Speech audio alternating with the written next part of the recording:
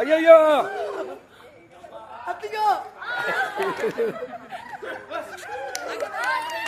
அங்க வச்சு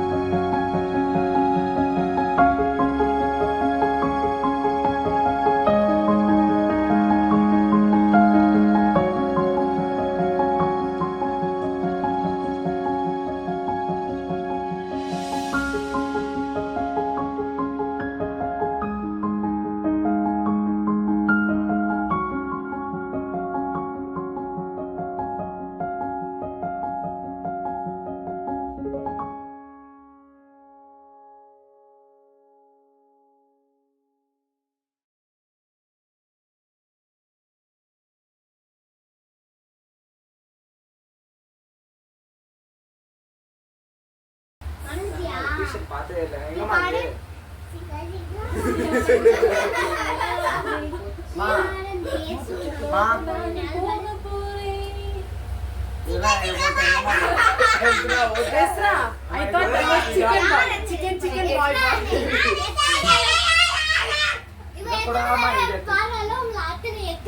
ஆமா ஆமா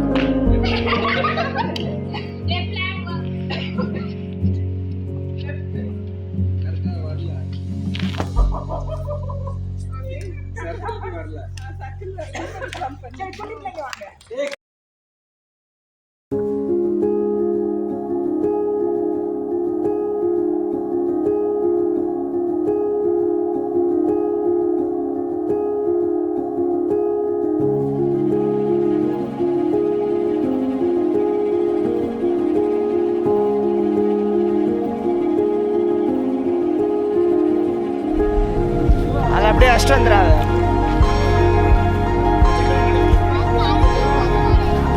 தெளிக்காம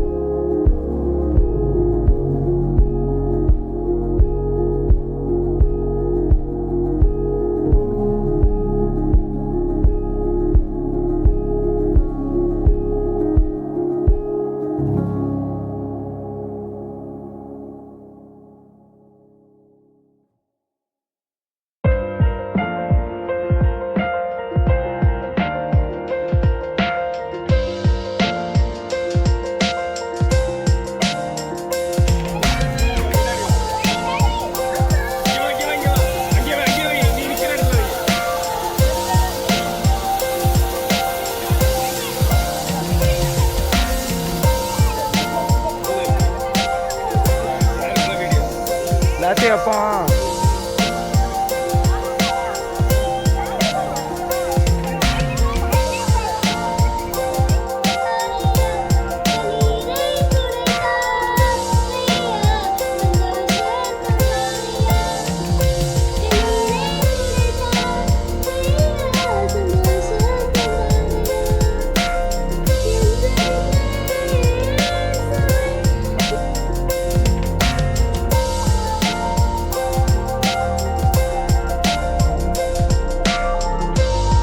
எஸ்ரா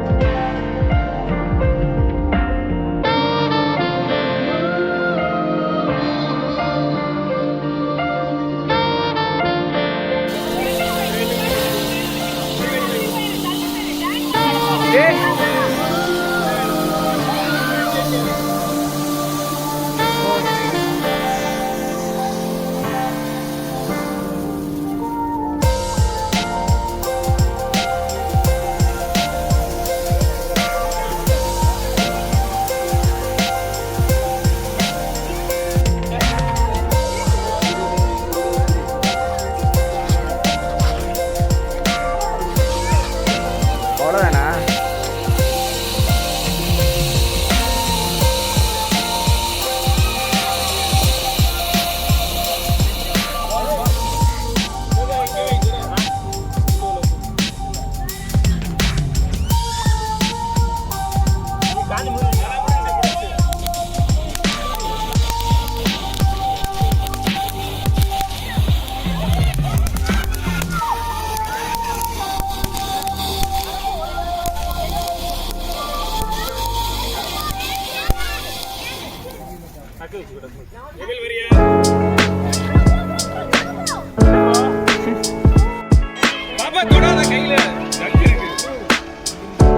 அறிவாடி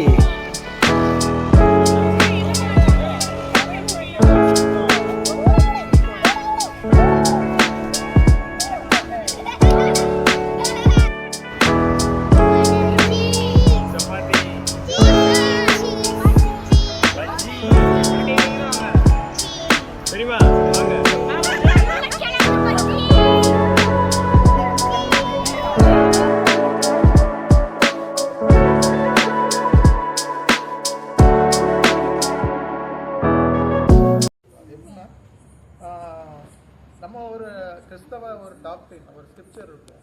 ஆனால் நமக்குன்னு சில இதோட நம்மளே வச்சுக்கிறோம். இதை பண்ணால் எப்படி நம்ம ஒரு தேர்வு இருக்கும். நம்ம என்ன நினைப்போம், ஒரு இப்படி ஒரு கிறிஸ்தவ ஒரு பேராசிரியர் வந்து ஒரு தேர்வலையில் இருக்கிறாரு. அப்போ ஒரு மாணவர் வந்து பிட்டு வச்சு பிடிச்சிட்டாரு. பிடிச்ச உடனே அவர் பதில் கேட்டு உன் பேர் இங்கே நான் ஒரு டெஸ்ட்டு எழுதிட்டு இருக்கும்போது எக்ஸாம் எழுதிருக்கு அதே வகுப்பறையில். அப்போ அவர் சொன்னால் என் பேர் ரைட்டு, நீ ஒரு கிறிஸ்தவ மாணவன் வந்து நீ எப்படி வந்து பிட் எழுதணும். அவர் வந்து ஒரு பெந்தைகோஸ்ட், அவர் வந்து சூப்பர்வைசன் வந்தவர் ஒரு பெந்தைகோஸ்ட்டு தீவிரமாக வந்து பிடிச்சி கொடுத்துட்டாரு. ஒரு கிறிஸ்தவனாக இருந்து நீ வந்து காப்பி அடிக்கக்கூடாது. ஏன்னா அவர் இப்போ வேற ஒரு லெவல் ஒரு பெரிய போதகராக இருக்கார். இருந்தாலும் என்ன சொல்கிறாங்கன்னா நமக்குள்ளே ஒரு காம்ப்ரமைஸ் இப்படி பண்ணிக்கலாமா, தப்பு கிடையாது அப்படின்னு சொல்லிட்டு நமக்குள்ளே அது ஒரு நமக்குள்ள ஒரு ஆத்மீக சக்தியை இழக்க வைக்கிறது. நமக்கு நாமே ஒரு சில காம்ப்ரமைஸ் இந்த தடவை வச்சுக்கிடுவோம், அடுத்த தடவை நம்ம வந்து நல்லா இருக்கும், இந்த ஒரு தடவை நம்ம பண்ணிக்கலாம், தப்பு பண்ணிக்கலாம், அடுத்த போது தப்பு பண்ணிட்டு நம்ம என்ன செய்யலாம், திரும்ப வந்து மன்னிப்பு கேட்டு வெளியில் வந்துச்சு நம்ம அப்படி வந்துடலாம் அப்படின்னு சொல்லி காம்ப்ரமைஸ். நம்ம தெரியும் ஒரு இதில் எப்படி தாவீது வந்து அவருக்கு பல மனைவிகள் இருந்தும் அவருடைய அவருடைய மனைவியை வந்து பத்ஷீபா வந்து அவர் வந்து தன்னுடைய ஆக்கி கொள்ளும்போது கடவுள் அவருடைய கண்ணை எடுத்துக்கும். அதுபோல் நம்ம வந்து ஒரு சின்ன தவறு வந்து இழைக்கும் போது தண்டனைக்கு உள்ளாகப்படுகிறோம். அதே மாதிரி அது எவ்வளோ அவருடைய மகனாக இருந்து கடவுளுக்கும் அவருக்கும் உள்ள உறவு வந்து ரொம்ப நெருக்கமானது. இருந்தாலும் அவருக்கு ஒரு தண்டனை கிடைக்குது. அதே மாதிரி தான் நம்ம வந்து நமக்கு ஒரு காம்ப்ரமைஸ் நமக்குள்ளே வச்சுக்கிடுவோம். சரி, இந்த தவறை நம்ம செஞ்சுக்கிடுவோம், நமக்கு ஒரு வந்துவிட, நமக்கு தண்டனை வராது, அப்புறம் நம்ம அடுத்த பிறகு வெளியில் வந்துடும். ஏன்னா நமக்கு கடவுளோடு நெருக்கமாக இருக்கிறனால அந்த தண்டனை நமக்கு வராதுன்னு நினைப்பேன். அப்படி கிடையாது. ஏன்னா ஒரு விளைவும் வந்து நம்ம செய்யும்போது அந்த விளைவு வந்து மறைமுகம் நம்மளை வந்து தாக்கும். இந்த செயல்னாலும் அது ஒரு விளைவுகள் இருக்குன்னு சொல்லுவோம். அது வந்து கிறிஸ்தவ வாழ்வுக்கு இந்த ஒரு காம்ப்ரமைஸ்ன்னு சொல்ல நமக்கு நாமே ஒரு சாக்கப்போக்கு சொல்லி நமக்கு அதை வந்து ஒரு பெரிய பாதிப்பை ஏற்படுத்தும். அதில் வந்து 2 தீமோத்தி 4, 3, 4 வசனங்கள் வந்து அதில் நம்ம சொல்லுகிறது. 2 தீமோத்தேயு 3, 4 வசனங்கள். 4வது அதிகாரம், தீமோத்தேயு 2, 4ஆம் அதிகாரம், வசனங்கள் 3, 4. ஏனென்றால் அவர்கள் ஆரோக்கியமான உபதேசத்தை பொறுக்க மனதில்லாமல் செவித்தின உள்ளவர்களாக்கி தங்கள் சுய இச்சைகளுக்கு ஏற்ற போதகர்களை தங்களுக்கு திரளாக சேர்த்து கொண்டு சத்தியத்துக்கு செவியை விலக்கி கட்டுக்கதைகளுக்கு சாய்ந்து போகும் காலம் வரும். நமக்கு நாமே ஒரு கோட்பாடை உண்டாக்கிடுவோம். இது சரிதான், அவங்க சொல்றது நம்ம அதுலேருந்து விலகி இருந்தால் என்ன, நம்ம செய்கிறதுல வந்து அதில் ஒரு காம்ப்ரமைஸ் ஏற்படுத்தி கொள்வதனால நமக்கு நாமே அப்படி பண்ணுறதுனால நமது ஆத்மீக சக்தி இழக்க நேரிடுகிறது. அடுத்ததாக எப்படி என்றால், 3வதாக ஒரு கார்னாலிட்டி, அதாவது இச்சை வந்து நம்ம பல இச்சைகள் இருக்கும். ஏனென்றால் நம்ம டெம்பரல் வேர்ல்டு என்ன சொல்லுவாங்க, நம்ம இப்போ வந்திருக்க சுற்றுலா வந்திருக்கிறது நம்ம தெரியும், ஒரு 3 நாள் வந்திருக்கோம். நாமளும் வந்து ஒரு சுற்றுலா பயணிகள். இந்த உலகத்துக்கு வந்து எவ்வளோ நாள் நம்ம சுற்றுலா தெரியாது. எப்படி நம்ம வந்து இதை விட்டு பிரிந்து போகும்போது நம்ம வந்து உலகத்துக்குள்ள ஒரு அட்டாச்மெண்ட் நிறைய நமக்கு உலகத்தில் நம்ம எவ்வளோ முடியுமா மேக்ஸிமம் நம்ம சம்பாதிக்கணும். நமக்கு அதில் ஒரு அட்டாச்மெண்ட் கூட வர நம்ம அது என்ன செய்யலன்னா அது அடங்காமல் போய்கிட்டே இருக்கும். அந்த இச்சையும் என்ன செய்யணும், நமக்கு கடவுளை விட்டு நம்ம விலகி செல்வதற்காக, ஆத்மீகத்தை விட்டு விலகி செல்வதற்கு இன்னொரு காரணம் வந்து உலகத்தில் மீது உள்ள பற்று. இந்த பற்று கூட நமக்கு என்ன செய்வோம்னா, நமக்கு இன்னொரு உலகம் இருக்குன்னு சொல்ல மறந்துக்கிட்டு இதிலே கூடுதல் செலவழிப்போம். ஏனென்றால் நமக்கு தெரியாது எத்தனை ஆண்டு காலம் அல்லது எவ்வளவு நாட்கள்னு தெரியாது. நம்ம சுற்றுலா 2 நாளாக இருக்கலாம், நமது நாட்கள் வந்து அப்படி இருக்க அதனுடைய காரணத்தினால நமக்கு என்ன இருந்தால் இதில் உள்ள இச்சை காரணமாக, உலகத்தில் உள்ள பற்று காரணமாக, அதில் உள்ள உலக பிரகான இச்சையின் காரணமாக நம்ம வந்து என்ன செய்கிறோம் என்றால் நம்ம ஆத்மீக சக்தி இழக்கிறோம். அது நமக்கு ஒரு வல்லமை, நம்ம ஜபத்தின் போது சரியான பதில் கிடைக்காம இருக்கும். அதில் நமக்கு ஒரு சந்தேகம் வருது, நமக்கு இந்த ஜபத்தினால் நமக்கு அந்த காரணம் என்றால் நம்ம ஒரு சரியான ஒரு மன ரீதியாக கடவுளிடம் நெருக்கம் இல்லாதது காரணமாக அந்த ஒரு சந்தேகம் வரும். அதுவும் வந்து ஒரு காரணமாக இருக்கிறது. அடுத்ததாக கடைசியாக வந்து கீழ்ப்படியாமை வந்து அது ஒரு கடவுள் சொல்லக்கூடிய கட்டளைகளை கீழ்ப்படியாமல் இருக்குது. மேலும் அவர் என்ன சொல்கிறாருன்னா, கீழ்ப்படிவதல் வந்து எதை விட வலிமையானது என்றால் தியாகத்தை விடையும் எந்தவித நம்ம காணிக்க அதை விட எதையும் விட மிக சிறந்தது கீழ்ப்படிதல் என்று சொல்கிறார். கீழ்ப்படியல் இல்லாமல் இருக்கும்போது நம்ம என்ன செய்யணும், அது ஒரு கடவுளை விட்டு விலகி சொல்லணும். நமக்கு வசனத்தில் சொல்லக்கூடிய கட்டளை கீழ்ப்படியாமல் இருக்கிறது. நமது பைபிளில் சொல்லக்கூடிய நல்ல செய்தியை பற்றி கீழ்ப்படியாமல் நம்ம விலகி இருப்பது வந்து நம்ம கடவுளை விட்டு அந்த நம்ம சக்தியை வந்து இழக்கிறது காரணமாக இருக்குது. அப்போ நம்ம இந்த வருடத்தில் ஒரு கடைசி ஒரு நாட்களில் இருக்கிறோம். இந்த வருடத்துக்கு நம்ம இன்ட்ராஸ்பெக்ஷன்னா நம்ம செய்த செயலில் உள்ள வந்து நம்ம தூக்கி பார்க்குறது, இது நல்லா செஞ்சுருக்கோம், இதில் நம்ம வந்து தவறுகள் வச்சுருக்கோம், எதை வந்து நம்ம அடுத்த வருடம் மாற்றணும் அப்படின்னு சொல்லிட்டு நாமே ஒரு சுய பரிசோதனை செய்து கொள்வதற்கு நம்ம வந்து உள்ள காலகட்டத்தில் இருக்கும்.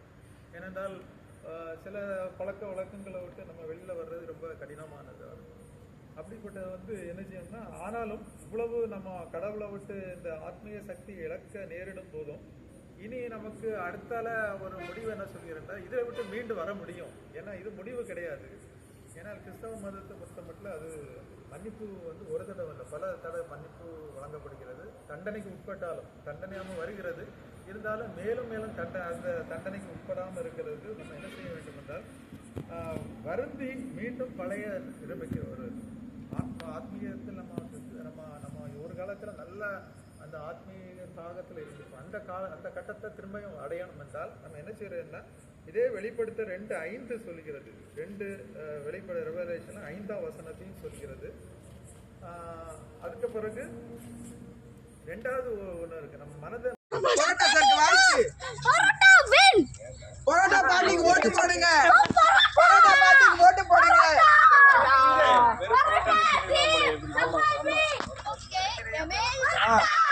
ரெடி ரெடியா? கண்ணீரை துடைத்தா வீரா சந்தோஷம் தந்தாரையா எந்த இயேசுவை எந்த ஆதி திருவாட்டை திவ்ய அற்புத பாலனாக பிறந்தார், அற்புத பாலனாக பிறந்தார்.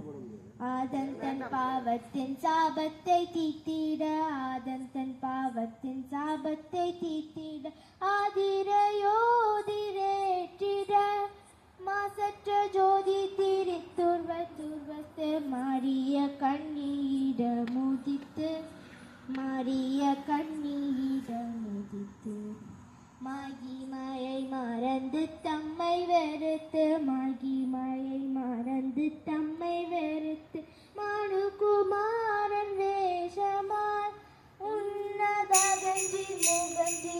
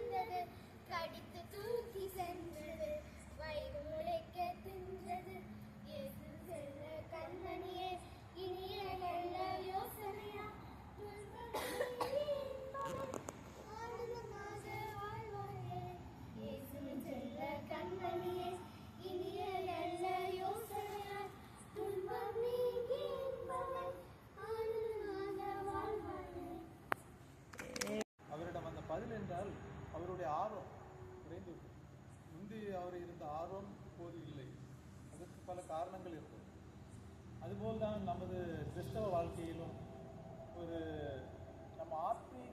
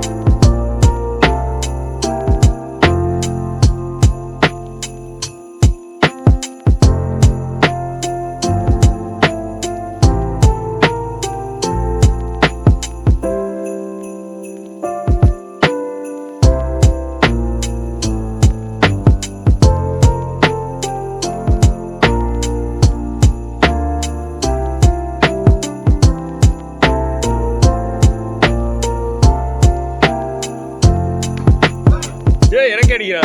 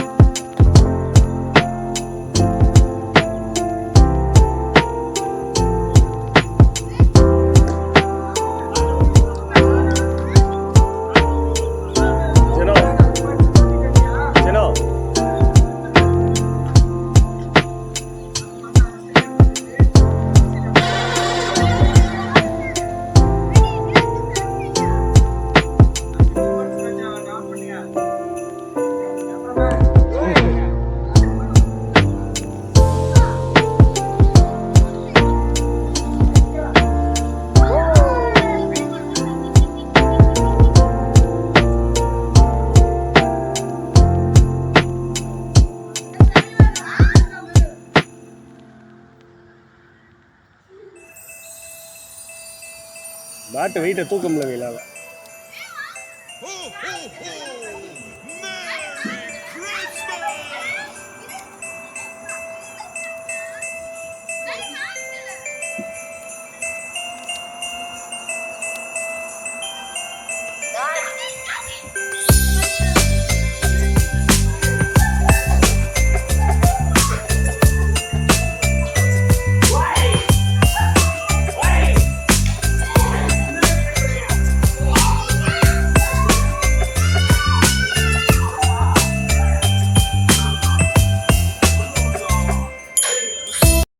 முடியாது.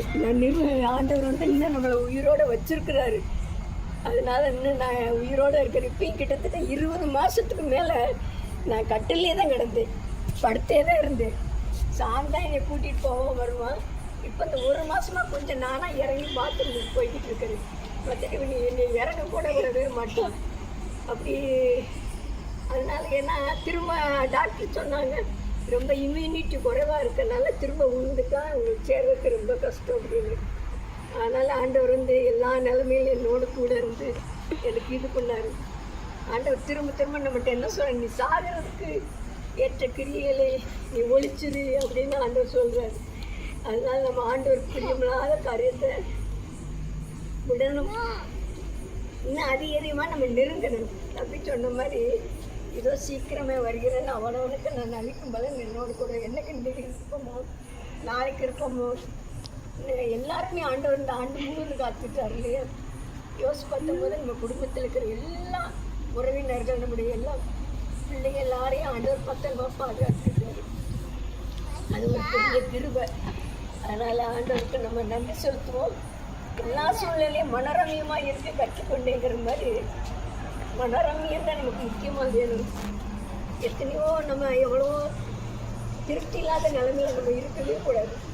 ஒவ்வொருத்தருடைய நிலைமைப்பா எங்கிட்ட நிலைமையெல்லாம் பார்க்கும்போது நமக்கு வந்து ஆண்டவர் எவ்வளோ பிளஸிங்காக வச்சுருக்கிறார். அதனால் இன்னும் நம்ம ஆண்டுகிட்ட நெருங்கி கிட்டி சேர்ந்து இன்னும் அதிகமாக அவரை நெருங்கும் போது ஆண்டவர் இன்னும் நம்மளை வாழ்த்துவார். ஆசீர்வதிப்பார். பரிசுத்தமுள்ளவர் இன்னும் பரிசுத்தமாக நீதி செய்கிறது இன்னும் நீதி செய்கிறார். அதனால் நம்ம எவ்வளோக்கெல்லாம் நம்மளுக்கு ஆழ்த்துறோமோ எவ்வளோக்கெல்லாம் அதிகமாக நெருங்கி சேரணுமோ ஆண்டவருக்கு நல்லது. இது மட்டும் எனக்கு பாதுகாத்து பராமரிச்சு அவருடைய கிருபைங்கிற என்னோடு கூட இருக்காக்கா கர்த்தருக்கு சோஸ்திரம். சரி, ஜெபம் பண்ணலாம். துதிக்கிறப்பா, சோஸ்திருக்கிற ஆண்டவரை சடுமலை தேவனை மெச்சிருக்கிறோம், மாற்றுமலை தேவனை மெச்சிருக்கிறப்பா. அந்த நாள் கொடுத்தாரு நான் செய்திக்காக மெச்சிருக்கிறோம்ப்பா. ஆமாண்டவரே, நாங்கள் இன்னும் நிலைமையில இருந்து விழுந்தோன்னு சொல்லி அதை நினைத்து நாங்கள் ஆண்டவரே அதை நாங்கள் சீர்படுத்தணும். ஆண்டவரே, ஒவ்வொரு நாளும் நாங்கள் ஆண்டவரே எங்களை வேதத்தின் மூலமாக எங்களை ஆராய்ந்து பார்க்கணும். ஆண்டவரே, நாங்கள் செய்கிறது நல்லதா கெட்டதான்னு சொல்லி எங்களுக்கு கட்டாயம் தெரியும். உங்களுடைய உள்ளத்தின் ஆழத்தில் நாங்கள் ஆண்டவரே எல்லாவற்றையும் நீர் அறிந்த கட்ட மனிதனுக்கு உள்ளிருப்பதை அவர் அறிந்திருக்கிறபடியால் யாரை குறித்து ஒன்று சொல்ல வேண்டியதில்லைன்னு சொல்லியிருக்குப்பா. அதனால் எங்களை குறித்து எல்லாம் உமக்கு தெரியும்ப்பா. அதனால் இன்னும் நாங்கள் அதிகமாக நெருங்கி கிட்டிச்சேர பிளந்தாரும் எங்களுக்கு வாய்ப்பு வசதிகள் பெருக நாங்கள் உண்மை விட்டு தூரம் போயிடுறோம். ஆண்டவர், எங்களுக்கு கஷ்டங்கள் துன்பங்கள் நேரும்போது நாங்கள் எவ்வளவா அழுது உங்கள்கிட்ட ஜெபம் பண்ணுறோம் ஆண்டவர். ஆனால் எங்களுக்கு வாய்ப்புகள் வசதிகள் பெருக போகுது ஆண்டவரே. நாங்கள் உண்மை விட்டு தூரத்தில் போய் ஏனோ தானே என்று ஆண்டவர் பயம் வச்சுக்கிறோம், ஏனோ தானே ஜெபம் பண்ணுறோம். இன்னும் அதிகமாக நெருங்கி கிட்டி சேரணுமாப்பா ஆண்டவரே. இன்னும் ஆண்டவரே பரிசுத்தமாக எங்களுக்கு வாழ எங்களுக்கு கிருபை தாரும். இங்கே வந்திருக்கிற ஒவ்வொரு ஆசிரியப்பா, இந்த வருஷத்து துவக்கத்தை கண்டவங்க எத்தனையோ பேர் இருந்தாருமே இந்த நாளை காணாமல் இருக்கலாம். ஆனால் எங்களை நீ காணும்படி செய்தியிலே இருக்கா திருக்கிறோம். மரணபரியாயிருக்கும் ஜீவத்தில் எடுத்து பெருவாய் சொன்னீர் ஆண்டரே. நாங்கள் மரணபரியத்தை உண்மையாக இருக்கோம். நாங்கள் செய்த